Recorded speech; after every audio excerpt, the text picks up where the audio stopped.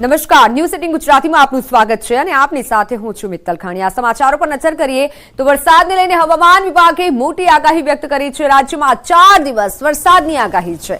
બનાસકાંઠા, સાબરકાંઠા, નવસારીમાં ભારેથી અતિભારે વરસાદની વકી છે, ત્યારે વલસાડ, તાપીમાં પણ ભારે વરસાદનું યલો એલર્ટ અપાયું છે। દમણ અને દાદરાનગર હવેલીમાં પણ ભારે વરસાદ પડી શકે છે। આવતીકાલે દક્ષિણ ગુજરાતમાં ભારે વરસાદની આગાહી છે।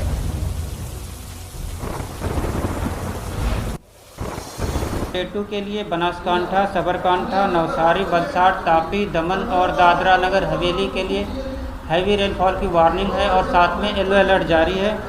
और डे 4 और डे 5 की बात करेंगे तो डे 4 और डे 5 के लिए नवसारी, वलसाड, दमन और दादरा नगर हवेली के लिए हैवी रेनफॉल की वार्निंग है। तो उपरवासમાં ભારે વરસાદ બાદ ઉકાઈ ડેમમાં સતત આવક થઈ રહી છે। મહારાષ્ટ્રના હથનુર પ્રકાશા ડેમમાંથી પાણી છોડાઈ રહ્યું છે।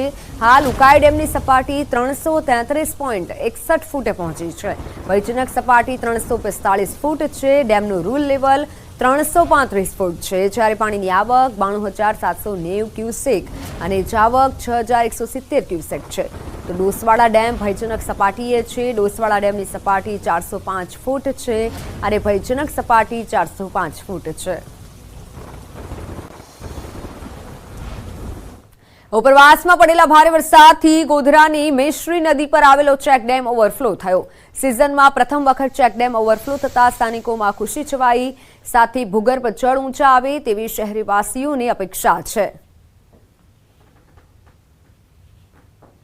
પંચમહાલ જિલ્લામાં મેઘરાજાનું આવન જવન ભારે અને હળવા ઝાપટા સાથે જારી છે, ત્યારે પંચમહાલ જિલ્લાના મુખ્ય મથક ગોધરામાંથી પસાર થતી મેશ્રી નદી પર આવેલો ચેકડેમ સિઝનમાં પ્રથમવાર ઓવરફ્લો થયો છે। હું આપને સીધા દ્રશ્યો બતાવીશ। આપ દ્રશ્યોમાં જોઈ શકો છો ખળખળ જે પાણી વહી રહ્યા છે। સાથે સાથે આ તરફના દ્રશ્યો બતાવીશ। ચેકડેમમાં પાણીનો ભરાવો થયો છે અને પાણી ભરાતા જ જે ભૂગર્ભ જળ સ્તર છે તે ઊંચું આવવા સાથે સાથે જ અહીંયાનો જે નજારો છે હાલ તેને માણવા માટે શહેરીજનો અહીંયા મોટી સંખ્યામાં ઉમટી રહ્યા છે।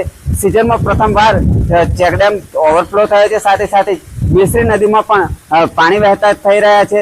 વરસાદી માહોલ હતો, જેને લઈને આ ચેકડેમમાં સારા પાણીની નવા નીરની આવક થઈ છે અને નવા નીરની આવક થતાં જ શહેરના ભૂગર્ભ જળના સ્તર છે જે ઊંચા આવવાની પણ એક આશા બંધાઈ છે। રાજેશ જોશી, ન્યૂઝ 18 ગુજરાતી, ગોધરા, પંચમહાલ।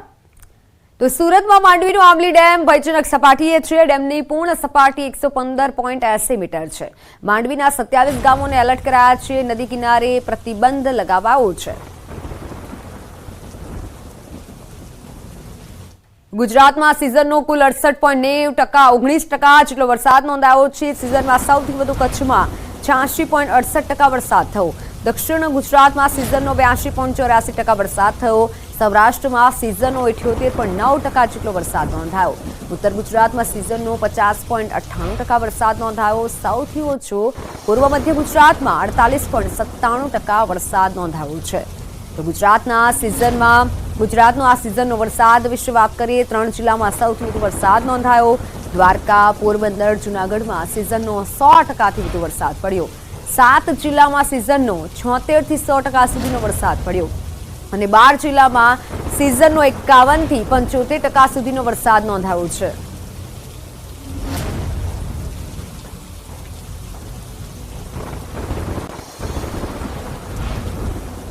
તો ત્યાર સુધી કેટલો વરસાદ નોંધાયો છે ચાર્ટના માધ્યમથી સમજવાનો પ્રયત્ન કરીએ અને નજર કરીએ। કચ્છમાં સૌથી વધુ વરસાદ સિઝનનો અત્યાર સુધી નોંધાયો છે। 86.68% કચ્છમાં વરસાદ નોંધાયો છે। દક્ષિણ ગુજરાતમાં 82.24% જેટલો વરસાદ નોંધાયો છે, જ્યારે સૌરાષ્ટ્રમાં 78.9% જેટલો સિઝનનો અત્યાર સુધીનો વરસાદ નોંધાયો છે અને ઉત્તર ગુજરાતમાં 50% જેટલો વરસાદ નોંધાયો છે અને પૂર્વ મધ્ય ગુજરાતમાં 48.57% જેટલો વરસાદ નોંધાયો છે।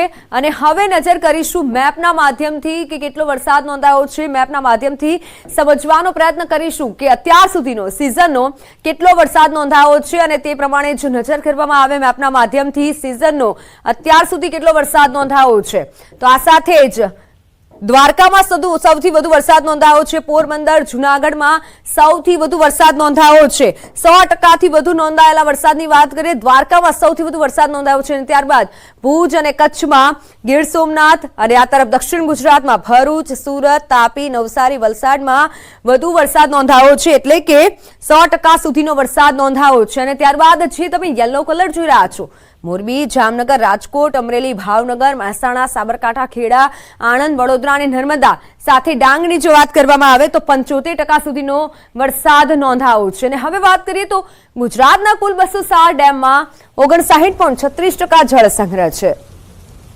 હાલ ગુજરાતના 47 ડેમો સંપૂર્ણ ભરાયેલા છે. સૌથી વધુ સૌરાષ્ટ્રના 141માંથી 34 સંપૂર્ણ ડેમ ભરાયેલા છે.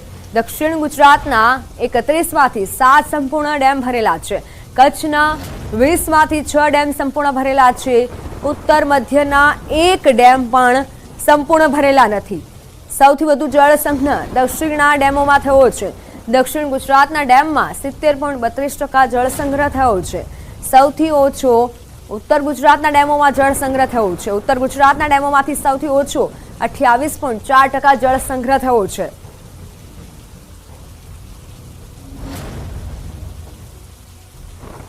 ગુજરાતના ડેમોની સ્થિતિ વિશે વાત કરવામાં આવે તો કલર પ્રમાણે તમે જોઈ શકશો કે કેટલો જળ સંગ્રહ થયેલો છે. ઉત્તર ગુજરાતમાં 15 ડેમ અને એક પણ ડેમ સંપૂર્ણ ભરાયેલા નથી. તો આ તરફ નજર કરીએ કે ઉત્તર ગુજરાતના જે છે તે 15 ડેમ સંપૂર્ણ ભરાયેલા છે.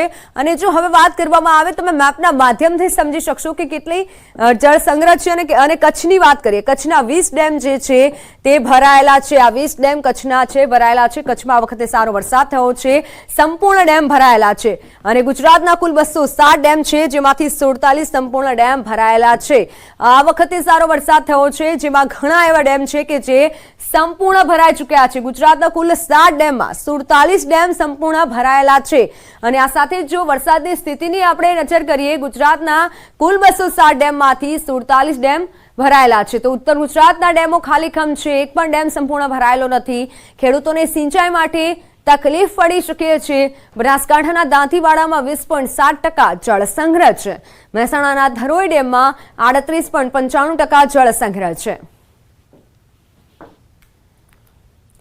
અન્ય સમાચાર પર નજર કરીએ તો ભરૂચથી ડ્રગ્સ બનાવવાનું રો મટીરિયલ પકડાયું છે. કરોડો રૂપિયાનું એમડી ડ્રગ્સનું રો મટીરિયલ જપ્ત કરાયું છે. દહેજની કંપનીમાં એટીએસ અને એસઓજીના દરોડા હતા. એનડીપીએસ એક્ટ હેઠળ પ્રતિબંધિત રો મટીરિયલનો મોટી માત્રામાં જથ્થો ઝડપાયો છે. કરોડો રૂપિયાનું રો મટીરિયલ જપ્ત કરાયું છે. ફોનલાઈન પર સંવાદદાતા નવીન જોડાઈ ચૂક્યા છે. નવીન, અત્યાર સુધી કેટલી માત્રામાં ડ્રગ્સ ઝડપાયું છે, શું વધુ જાણકારી? મિત્તલ, અત્યારે ગણતરી ચાલી રહી છે, પરંતુ એમડી ડ્રગ નથી, પરંતુ આ દવાની આડમાં આ લોકો ડ્રગનો વેપાર કરતા હોય એ પ્રકારની જે ઇન્ફોર્મેશન હતી, તે ઇન્ફોર્મેશનના આધારે અલગ અલગ જે ફેક્ટરીઓ છે કે જે દવાનું મટીરિયલ બનાવે છે, તે દવાની મટીરિયલ બનાવતી ફેક્ટરીની અંદર જે અલગ અલગ જગ્યાએ રાજ્યમાં દરોડા ચાલી રહ્યા છે. એટીએસ અને એસઓજીની ટીમ જે છે તે અલગ અલગ દરોડા પાડી રહી છે. ક્યાંક ને ક્યાંક અનેક લોકોને અટકાયત પણ કરવામાં આવી છે. પૂછપરછ ચાલુ છે. હાલ ગણતરીનું કામગીરી ચાલુ છે અને કરોડો રૂપિયામાં આંકડો પહોંચે તેવી પણ શંકા વ્યક્ત કરવામાં આવી રહી છે. મિત્તલ, બિલકુલ નવીન, બિલકુલ આભાર માહિતી બદલ. નવસારીમાં મોડી રાત્રે કંપનીમાં ગેસ લીકેજનો બનાવ બન્યો. જલાલપુરના આરક સિસોદરા ગામ નજીક રાત્રે આ બનાવ બન્યો. ગેસ લીકેજથી સ્થાનિકોની આંખમાં બળતરા થઈ. આંખમાં બળતરા, ઉલટીની ફરિયાદો બાદ ગામમાં ભય ફેલાયો. અસરગ્રસ્તોને નજીકની હોસ્પિટલમાં ખસેડાયા છે. મોટી સંખ્યામાં લોકો કંપની આગળ એકઠા થયા હતા. નવસારી જીપીસીબીના અધિકારીઓએ ફેક્ટરી બંધ કરાવી. પોલીસની ટીમ પણ મોડી રાત્રે સ્થળ પર પહોંચી હતી. હાલ અસરગ્રસ્તો તમામ દર્દીઓને સારવાર બાદ રજા અપાઈ છે. અધિકારીઓએ ગેસ લીકેજ અંગે તપાસ શરૂ કરી છે અને ફેક્ટરીની વિઝિટ કરી રિપોર્ટ સોંપવામાં આવશે.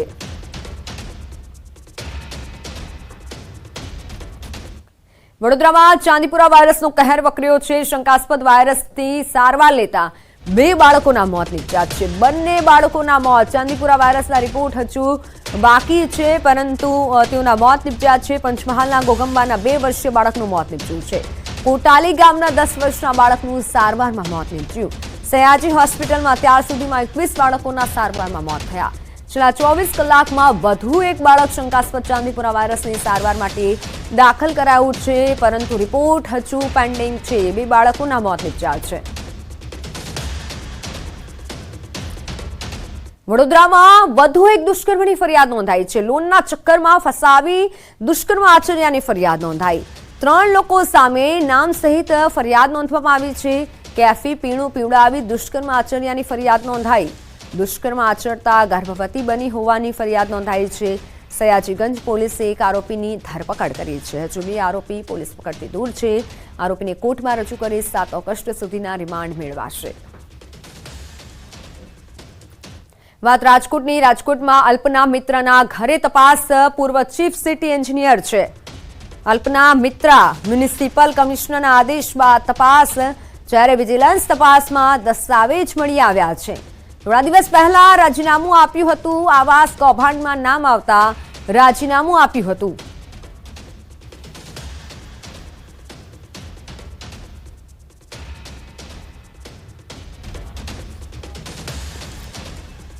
અલ્પા મિત્રાનું દસ્તાવેજ મામલે નિવેદન સામે આવ્યું છે. મેં કોઈ દસ્તાવેજ મંગાવ્યા નથી. હું ઘરે નહોતી, મારા સાસુ જ ઘરે હતા. તેમની હાજરીમાં કોઈ ફાઇલ મૂકી ગયું છે. કઈ ફાઇલો મળી છે તે પણ મને ખબર નથી. જેને જોવા હોય તે સીસીટીવી જોઈ શકે છે. મેં મારા અંગત કારણોસર રાજીનામું આપ્યું છે તેવું નિવેદન સામે આવ્યું. ફાઇલો મળી છે, સીસીટીવી ફૂટેજમાં પણ જોઈ શકાશે કે કોણ ફાઇલો મૂકી ગયો છે, કેમ કે હું તો ઘરે જ હતી નહીં. એટલે જેને જોવું હોય સીસીટીવી ફૂટેજ પણ જોઈ શકે. કામ મૂકી ગયા છે કોઈ, એ મેં મગાવ્યા નથી. શું કામ મૂકી ગયા છે એ જે તે ડેપ્યુટી એન્જિનિયરને પૂછવું પડે. એમની રજૂઆત હતી કે મેં જેમ વાત કરી પહેલા કે ઓપરેશન મેન્ટેનન્સના કામો છે તમે સર્ટિફાઈ કરી આપો, એ પણ મેં એમને ના જ પાડી. ઓનલાઈન પર સંવાદદાતા અંકિત જોડા ચૂક્યા છે. અંકિત, શું શું મળી આવ્યું છે અલ્પા મિત્રાના ઘરેથી અને હાલ કઈ દિશામાં તપાસ જારી છે? ચોક્કસ ખાસ કરીને વાત કરવામાં આવે તો મહાનગરપાલિકાની વોટર વર્ક શાખાની થોકબંધ ફાઇલો છે, જે ડેપ્યુટી ઇજનેર અને સ્ટાફ સહિતના જે વ્યક્તિઓ છે તે પૂર્વ સિટી એન્જિનિયર અલ્પના મિત્રાના ઘરે છે તે સોમવારના રોજ લઈ ગયા હતા અને ત્યારબાદ સમગ્ર મામલાની જાણ રાજકોટ મહાનગરપાલિકાના કમિશનર ડીપી દેસાઈને થઈ હતી અને ત્યારબાદ ડીપી દેસાઈ દ્વારા જે બાંધકામ સમિતિના બાંધકામ શાખાના જે મેનેજર છે ભૂમિ પરમાર અને તેમની સાથે વિજિલન્સ સ્ટાફને અલ્પના મિત્રાના ઘરે છે તે મોકલવામાં આવ્યો હતો. સાથોસાથ જે સમગ્ર કૌભાંડ છે તે બિલ પાસ કરવાનું કૌભાંડ હોય તે પ્રકારની વિગત છે તે સામે આવી હતી. મિત્રાએ રાજીનામું આપ્યું ત્યારબાદથી તેણે કોઈ પણ વિવાદાસ્પદ બિલ કે મોટી રકમના બિલ પાસ કરવાના છે તે બંધ કરી દીધા હતા. 2 મહિનાથી એક પણ રકમની ચૂકવણી છે તે કોન્ટ્રાક્ટરને કરવામાં નહોતી આવી અને છેલ્લા દિવસ સુધી તમામ જે ડેપ્યુટી ઇજનેરો છે તેઓ પણ તેમને કહેતા હતા કે તમે આમાં સહી કરી આપો, પરંતુ તે સહી કરવાની સ્પષ્ટ છે તે ના પાડી દેતા હતા. જેના કારણે ગઈકાલે વોટર વર્ક શાખાના ડેપ્યુટી ઇજનેર કપિલ જોશી છે તે પોતાની ખાનગી કારમાં બે જેટલા પોટલા લઈને અલ્પના મિત્રના ઘરે પહોંચ્યા હતા અને ત્યારબાદ જે ડેપ્યુટી ઇજનેર કપિલ જોશી છે તે ત્યાંથી રવાના થઈ ગયા હતા. જોકે બાદમાં જ્યારે મહાનગરપાલિકાના અધિકારીઓ પહોંચ્યા, વિજિલન્સની ટીમ ત્યાં પહોંચી ત્યારે 2 જેટલા પોટલા અલ્પના મિત્રના ઘરે પડ્યા હોવાનું છે તે સામે આવ્યું છે. ખાસ કરીને જે વિગતો સામે આવી રહી છે તે મુજબ 8 ઇજનેરો છે તે અલ્પના મિત્રના ઘરે પહોંચ્યા હોવાનું છે તે સામે આવ્યું છે. બિલકુલ અંકિત, આભાર માહિતી બદલ. તો ગુજરાત હાઈકોર્ટનો મહત્વનો હુકમ. ફાયર સેફટીને લઈને હાઈકોર્ટે હુકમ કર્યો છે. ગેમ ઝોન માટેના નિયમો 3 અઠવાડિયામાં અમલી જરૂરી છે.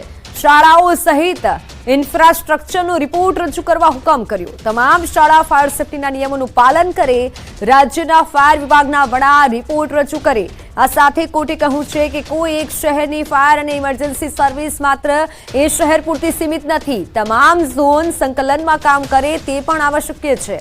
તમામ પક્ષકારોએ હુકમ પાલન માટેના અંગત સોગંદનામા કરવાના રહેશે એવો હાઈકોર્ટે હુકમ કર્યો છે. દરેક માતા પિતા માટે ચેતવણીરૂપ કિસ્સો સામે આવ્યો છે. પિતાએ કાર રિવર્સ લેતા પુત્રી અડફેટે આવી ગઈ. 3 દિવસની સારવાર બાદ 2 વર્ષીય પુત્રીનું મોત નીપજ્યું છે. અમદાવાદના બોપલ આમલી નજીકનો આ બનાવ. બોપલ ડીમાર્ટ નજીક કારની અડફેટે બાળકી ઘાયલ થઈ હતી. બાળકીને માથામાં ઈજા થતા સારવાર માટે ખસેડાઈ હતી. લગ્નના 11 વર્ષ બાદ દંપતીને બાળકીનો જન્મ થયો હતો.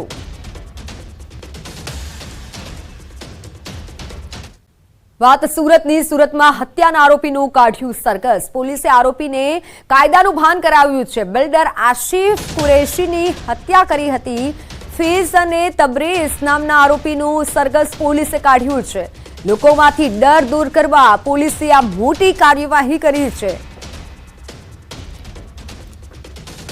મોરબીમાં ટોલનાકા કેસમાં કાર્યવાહી કરવામાં આવી. વઘાસિયા ગામના સરપંચને સસ્પેન્ડ કરવામાં આવ્યા. ટોલનાકા કાંડમાં સામે આવ્યું હતું નામ, જ્યારે ધર્મેન્દ્રસિંહ ઝાલાને સસ્પેન્ડ કરાયા છે.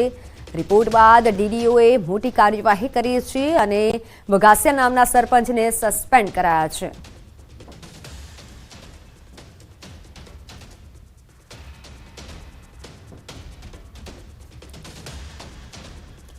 સમાચારોમાં હાલ સમય થયો છે વિરામનો.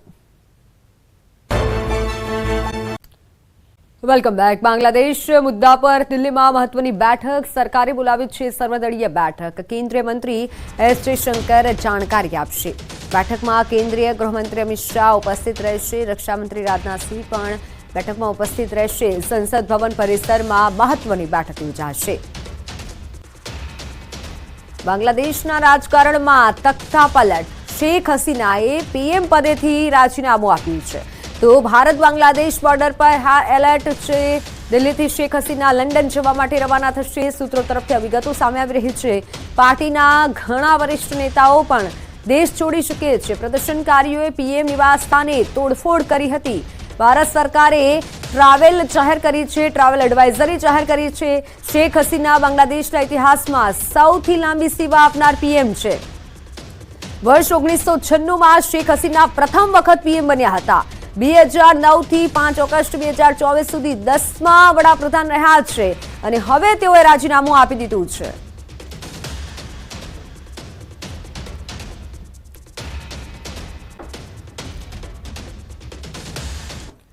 તો હવે વાત કરીએ આસ્થાના શ્રાવણની.